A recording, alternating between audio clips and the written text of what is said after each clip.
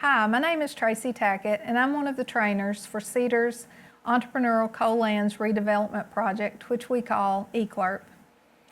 The purpose of this video is to assist coaches in selecting team members to be a part of their team and to assist you in choosing a business idea and mindset that will make a great entrepreneurial project.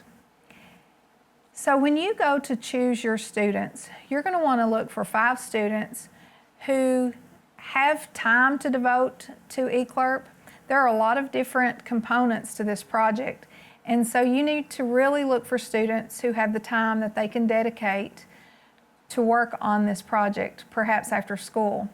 And so if you choose students who are all involved in sports, other clubs and activities, or have part-time jobs after school, they may not have the time to devote to ECLRP.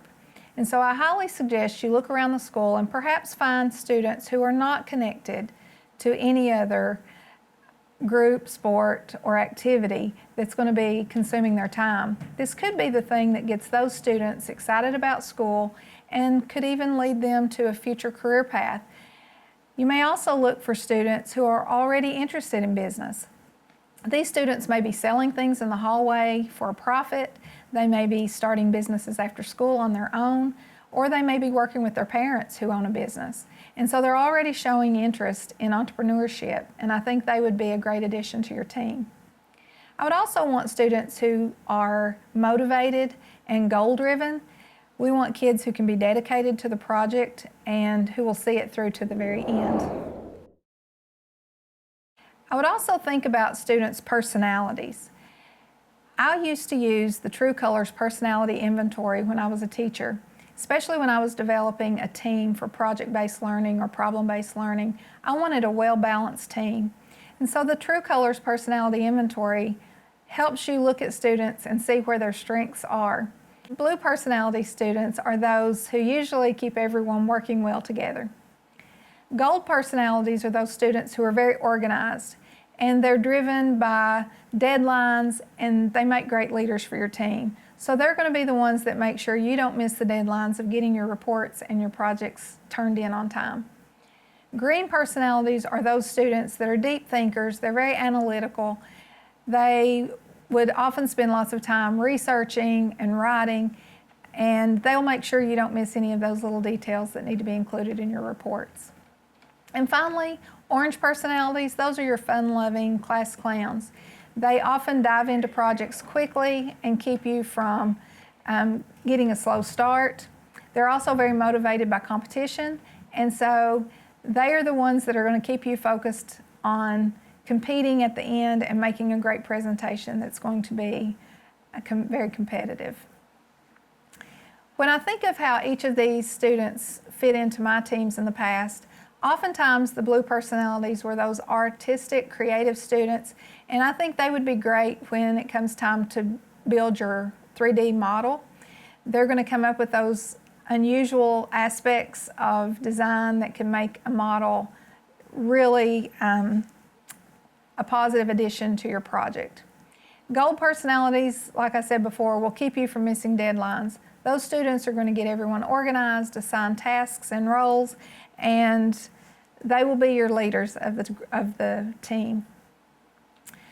I think your green personalities will be good writers. They're going to have the focus to take all of that research that your team has done and put it together in a written format so that you can explain all of the things that you've learned about your site and about your business idea. And finally, those orange personalities that are so fun-loving are oftentimes articulate speakers, and they're not going to be intimidated when it comes time for your presentation to get in front of an audience and talk about your project. So having a well-balanced team that has time to dedicate to the different aspects of this project is going to make your team more successful. So when going into the project, these are things I would keep in mind.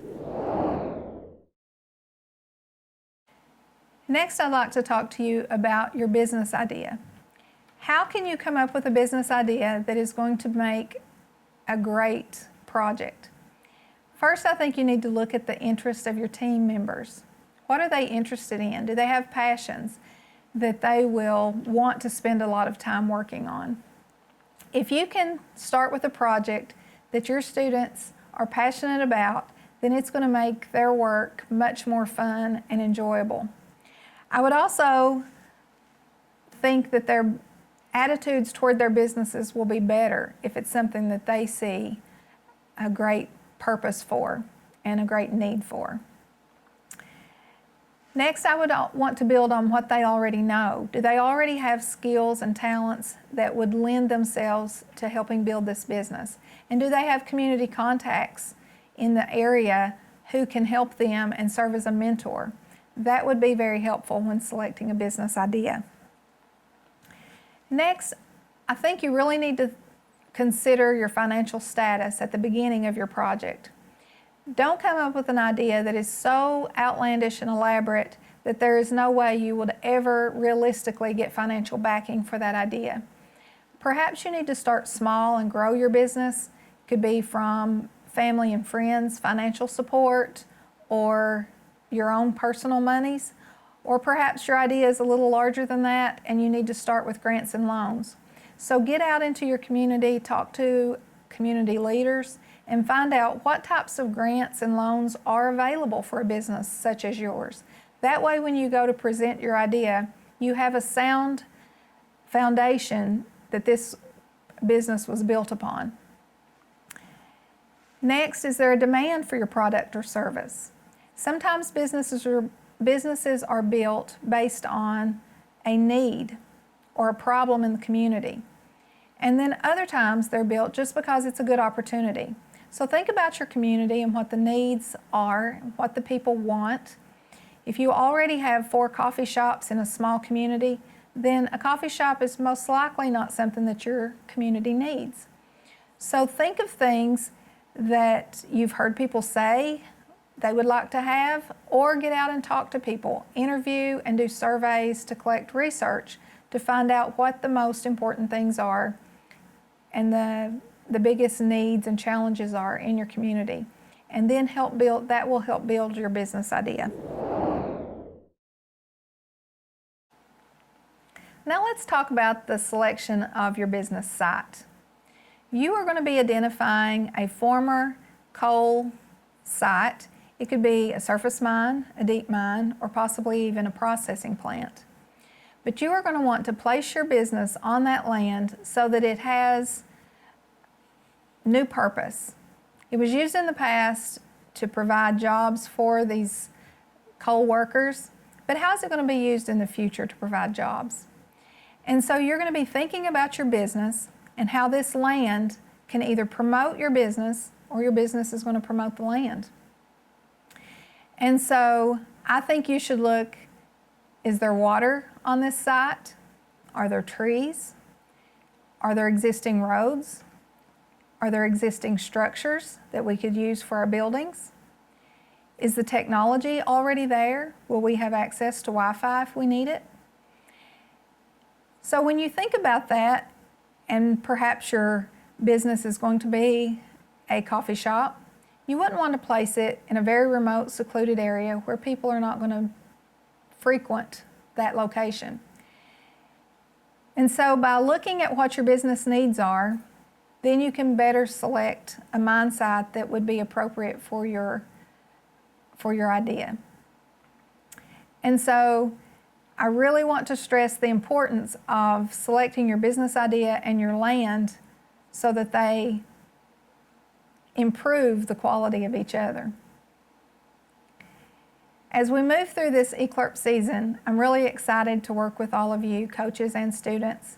We're going to be having in-person workshops to talk about the site profile and the business plan, and then, of course, my favorite workshop, building your models. And then we will have the competition.